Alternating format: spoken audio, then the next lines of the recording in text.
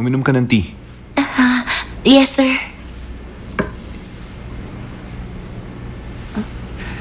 Huwag ka nang tumalikod.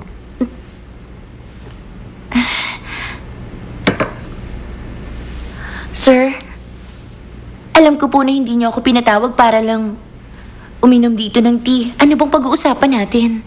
Huwag kang kabahan. Libre ka ba mamayang gabi? Sir? I'm inviting you for dinner.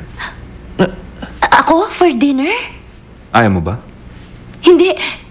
Gusto ko, sir. Pero may isang kondisyon. Ano po yun? Magdala ka ng kaibigan.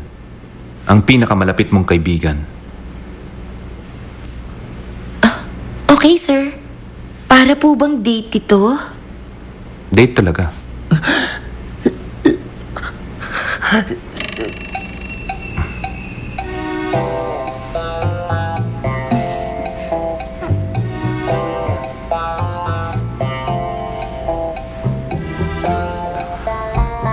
Sir, double date po ba to? Oo.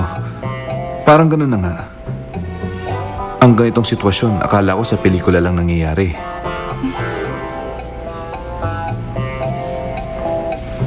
Anya, alam ko na marami kang kaibigan. Pero ang sinabi ko, ang pinakamalapit mong kaibigan. Best friend ko siya since high school.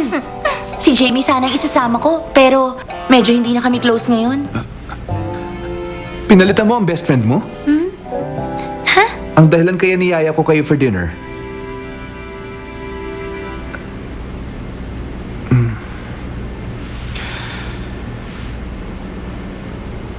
Secretary Kim, kilala mo ba si Anya?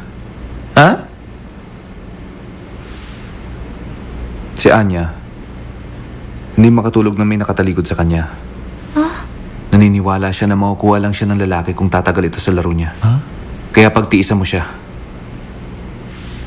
Kung gusto mo na maging kayo. Kapag niyaya ka niya na pumunta sa manghuhula, sumama ka at magpahula kayo. Nakasalalay sa hula at horoscope ang destiny niya.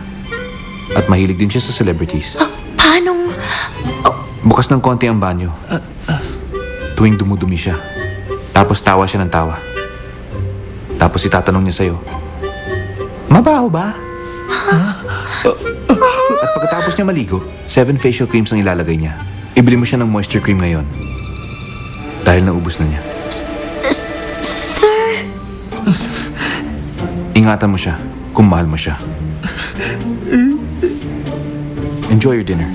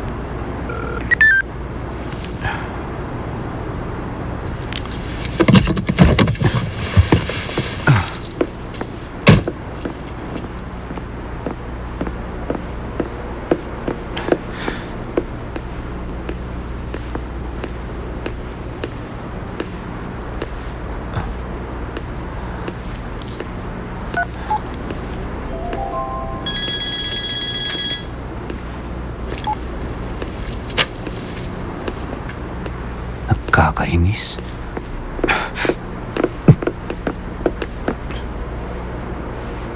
Bakit ayaw mo sagutin? Kanina pa kita tinatawagan ah. Assistant mo ba ako?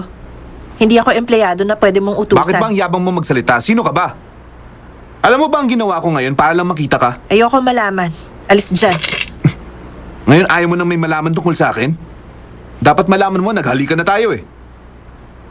Bakit ang lamig mo sa akin? Next time on Secret Garden. Maswerte ka dahil ipinanganak ka sa isang pamilyang sikat at may kaya. Kaya huwag kang tumanggi sa mga ipakikilala ko sa'yo, Owen. So, kamusta na yung babae mo? Maganda? Mayaman? May magandang edukasyon? Eh, yung paglalakad niya, pasado sa'yo?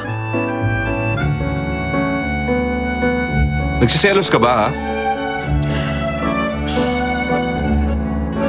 nagsiselos ka nga.